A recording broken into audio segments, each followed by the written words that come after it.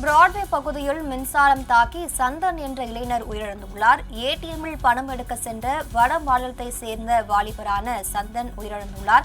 இது குறித்த கூடுதல் விவரங்களை நமது செய்தியாளர் சிவராமன் வழங்க கேட்கலாம். சிவராமன், வணக்கம். கூடுதல் விவரங்களை பகிரலாம்.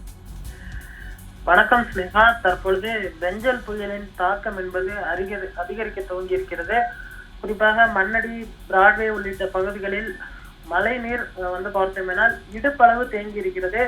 சாலை எங்கும் காணினும் தண்ணீராகத்தான் காட்சியளித்துக் கொண்டிருக்கிறது. இன்று மதியம் பார்த்தோமேனால் பிராட்வே பகுதியில் ஐசிஐசிஐ பேங்க் ஏடிஎம் ஆனது அமைந்திருக்கிறது. இந்த பேங்க் ஏடிஎம்முக்கு அருகே பார்த்தோமேனால் முழுவதுமாக நீர் நிரம்பி காட்சியளித்துக் கொண்டிருக்கிறது.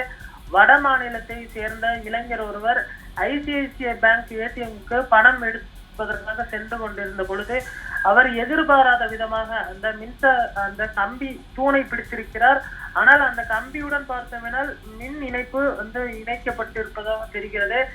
மின் ஷார்டேஜ், அதாவது கரண்ட் ஷார்டேஜ் ஆகி அந்த மின்சாரம் பாய்ந்து கொண்டிருப்பதாக தெரிய வருகிறது.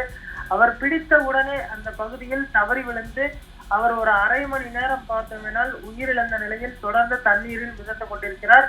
அந்த புறமாக சென்ற ஒரு சில இளைஞர்கள் இதை பார்த்து மற்ற மக்களையும் எச்சரித்து யாரும் அருகில் வர வேண்டாம், இந்த பகுதியில் ஒருவர் இறந்து கிடக்கிறார் என்று எச்சரித்திருக்கின்றனர். அதே போன்று இந்த கம்பியை தொட வேண்டாம் என அவர்கள் முன்னெச்சரிக்கை கொடுத்ததற்கு பின்பே பொதுமக்கள் யாரும் அந்த பகுதிக்கு செல்லவில்லை. யாரேனும் தவறி சென்றிருந்தால் இன்னும் ஒரு சில உயிரிழப்புகள் அதிகமாக ஏற்பட்டு இருப்பதற்கான அந்த வாய்ப்பு கூட இருக்கிறது.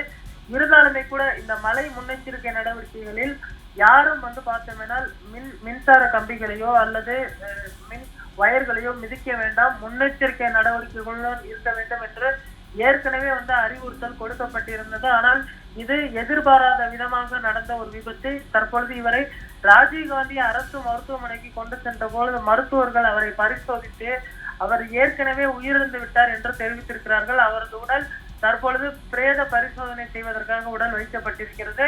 முத்தியால்பேட்டை காவல்துறையினர் வழக்கு பதிவு செய்து தற்பொழுது விசாரணை நடத்தி வருகிறார்கள். இதே போன்று மழை பெய்து கொண்டிருக்கும் போது யாரும் கம்பிகளை தொட வேண்டாம், அதே போன்று வீடுகளை விட்டு வெளியே வர வேண்டாம் என்று ஏற்கனவே முதல்வர் மு.க.ஸ்டாலின் அவர்கள் எச்சரிக்கை கொடுத்திருக்கிறார். தமிழக அரசும் அதே போன்று சென்னை மாநகராட்சியும் கொடுக்கக்கூடிய அந்த அறிவுரைகளை முறையாக பின்பற்ற வேண்டும் என கேட்டுக்கொள்ளப்படுகிறது. இது போன்ற விபத்துகளில் சிக்கி தவிக்க வேண்டாம், இளைஞர்கள் பாதுகாப்புடனும் எச்சரிக்கையுடனும் இருக்க வேண்டும்.